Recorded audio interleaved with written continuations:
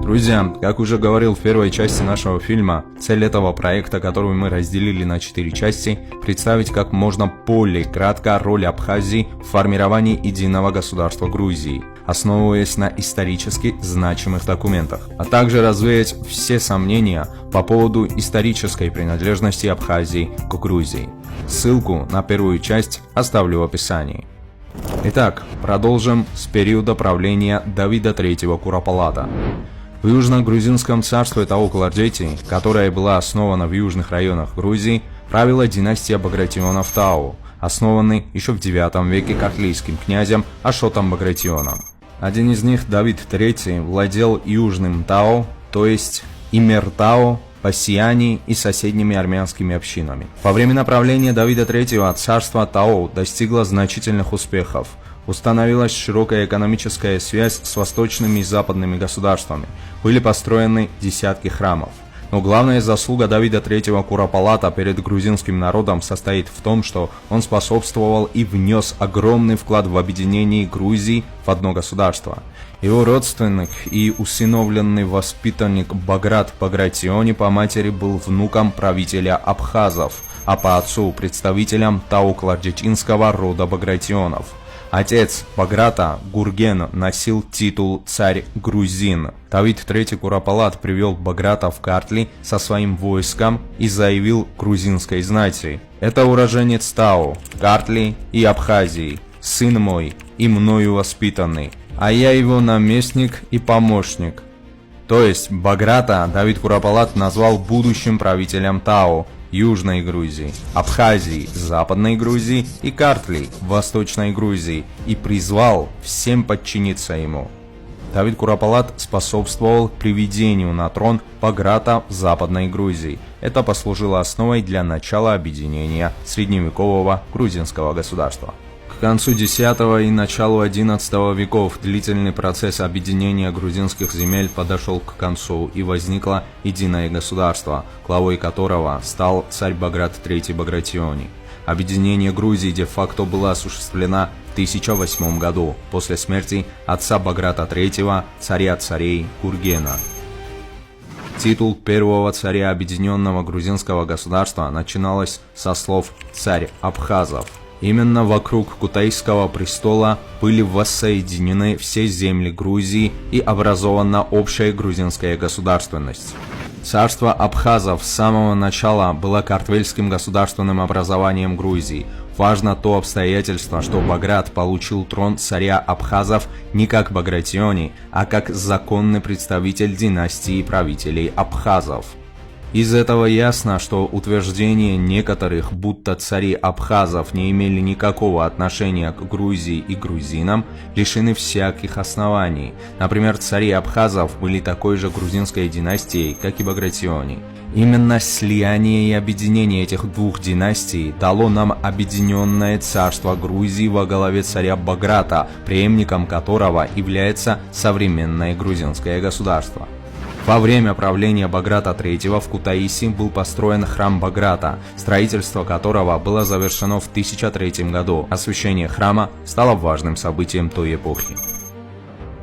Арабский географ и историк XIII века Якут аль-Хамави отмечает, что в Абхазии живут христиане-гурджи, то есть грузины. Сельджукский писатель XIII века Ибн Биби называет царицу Тамар царицей гурджев, а ее царство царством абхазов со столицей Тифлис. Абхазов и картвелов также отождествляют Назами Ганджели, Хакани Ширвани и другие.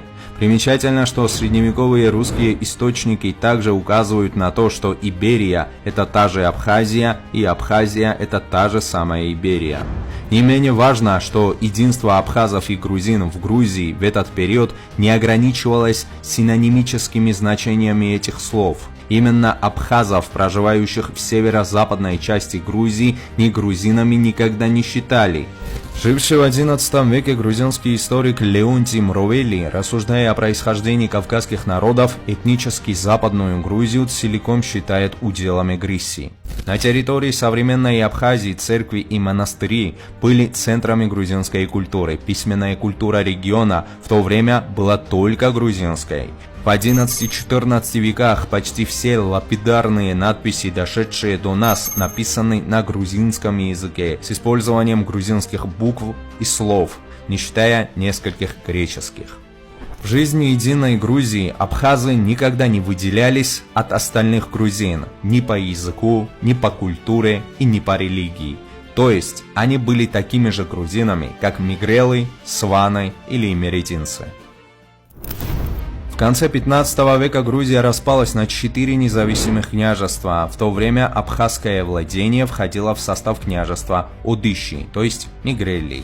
По словам венецианского дипломата Йосифа Барбаро, граница Самегрело простиралась до Черкесии, на основании чего можно сделать вывод, что вся Абхазия до Черкесии находилась в пределах границ Самегрело. В указанный период, то есть в период до середины 15 века, большая часть территории современной Абхазии административно входила в княжество Одыши – Цхуми. Цхуми – грузинский, сванский топоним, обозначающий дерево-граб, которые в основном были заселены картвельскими племенами. Цхуми, по всем данным, был грузинским городом. Сам город представлял собой резиденцию главы Самегрело, где он чеканил монеты. Южная граница княжества абхазов не выходила за пределы Янакопии. Абхазское княжество, во главе которого стояли представители рода Шарвашидзе, являлось огранической частью общегрузинского государства. В середине 15 века наблюдается экспансия северокавказских горских племен в направлении Цхуми-Себастополиса. По словам себастопольского сухумского консула Герардо Пинелли, в 1455 году 28 июля на город внезапно нападают авогазы, то есть черкесские племена. Изменения в социально-экономической и культурной жизни Абхазии в 16-17 веках связаны с этногеографическо-демографическими процессами. В частности, возникла новая волна родственных горных племен в регионе. Особенно активными в этом отношении были черкесские племена, которые с 15 века постепенно начали обосноваться на территории княжества Абхазии. Этот процесс становится еще интенсивнее в 16-18 веках.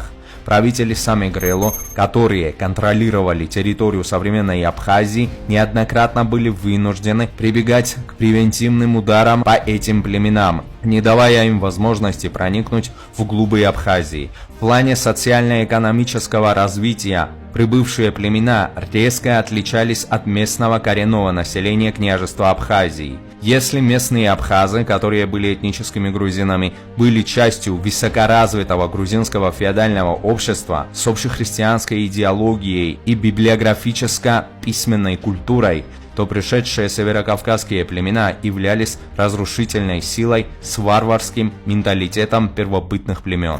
Именно поселившиеся племена вносят свою собственную языческую религию в Абхазии. Со своей стороны, обосновавшиеся на этой территории турки пытаются распространять ислам.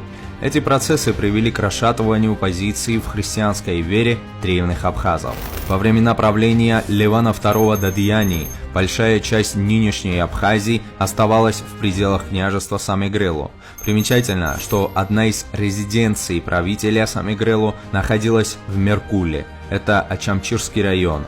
Именно здесь Леван II Дадьяни подписал мирный договор с Османской империей в 1615 году. Чтобы защищаться от нашествия северокавказских переселенцев, которые именовали себя Апсуа, Леван Дадьяни построил защитную стену в ущелье реки Келасури. К середине 17 века Апсу-абхазам удалось преодолеть эту стену. В 80-х годах 17 века после смерти Зигнака Шарвашидзе образовавшееся новое княжество абхазов было окончательно разделено на 3 владения. Северная часть, территория между реками Бзыб и Кодори, отошло старшему сыну Загрека Ростому Шарвашидзе. Территория между реками Кодори и Кализгой, или Среднее село, была принята средним сыном Чикешия, а территория между Кализгой и рекой Энгури была отдана во владение младшему сыну Квапу, после смерти которого она перешла по наследству к его сыну Мурзакану Шарвашидзе. От его имени и произошло нынешнее название этого региона Самурзакану, то есть владение Мурзакана. На сегодня все, друзья. Продолжим в следующей части. Подпишитесь на канал и ставьте лайки.